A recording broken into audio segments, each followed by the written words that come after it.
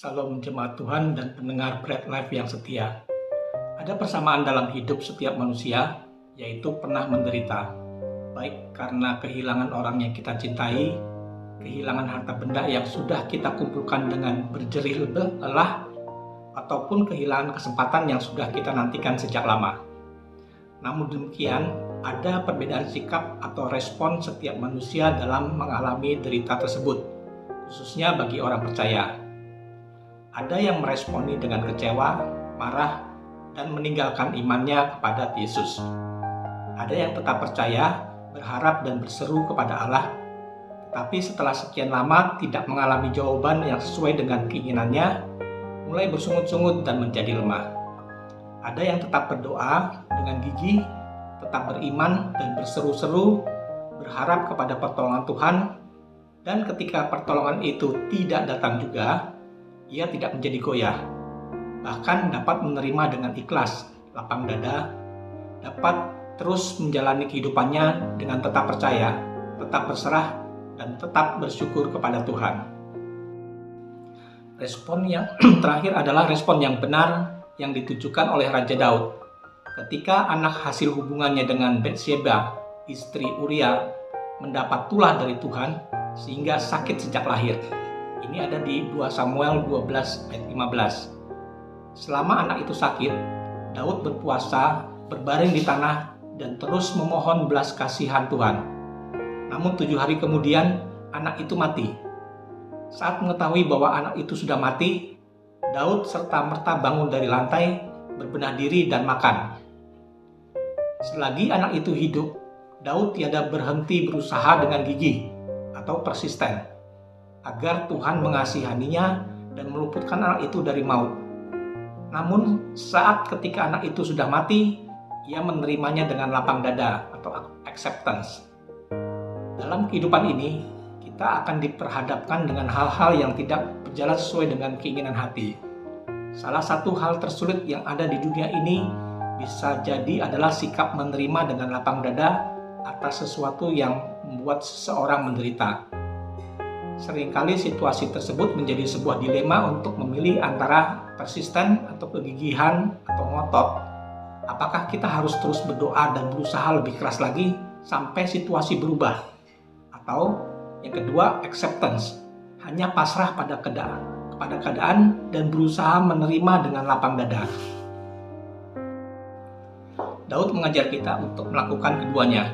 Ini adalah proses ideal yang perlu orang percaya alami. Tuhan meminta kita persisten atau gigih atau tekun dalam berdoa, sebab Ia mendengar doa kita dan menjawab doa kita adalah kesenangannya. Dalam proses ini, kita berusaha mengenali hati Tuhan dan menyelaraskan hati kita dengan kehendak-Nya. Daud berusaha keras untuk tetap berpuasa dan menangis, namun pada akhirnya Daud tahu kapan harus berhenti dan segera menerima ketetapan Tuhan.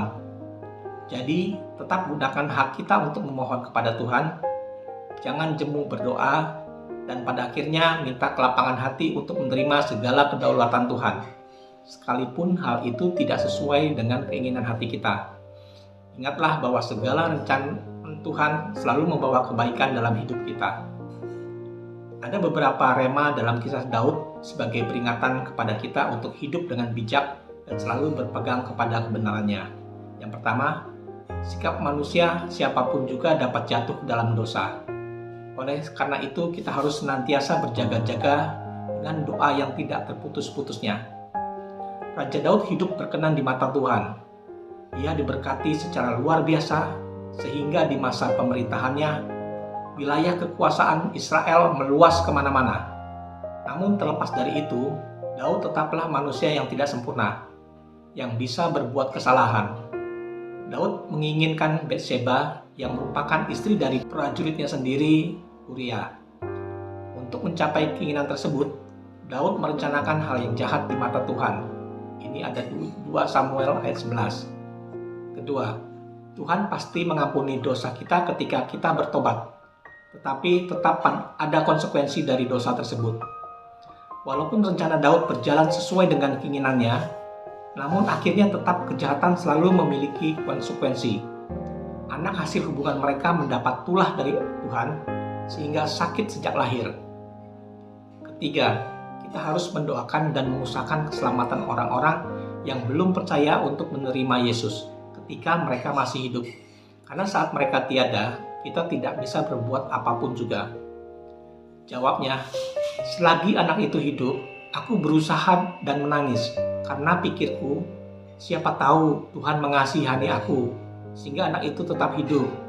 Tapi sekarang ia sudah mati. Mengapa aku harus berpuasa? Dapatkah aku mengembalikannya lagi? Aku yang akan pergi kepadanya, tapi ia tidak akan kembali kepadaku. Ini ada di 2 Samuel 12 ayat 22-23. Milikilah respon yang benar atas setiap derita yang mungkin terjadi dengan tetap gigih berdoa, dan pada akhirnya apapun yang terjadi kita bisa berserah kepada kehendak-Nya. Salam sehat rohani dan jasmani. Tuhan Yesus memberkati.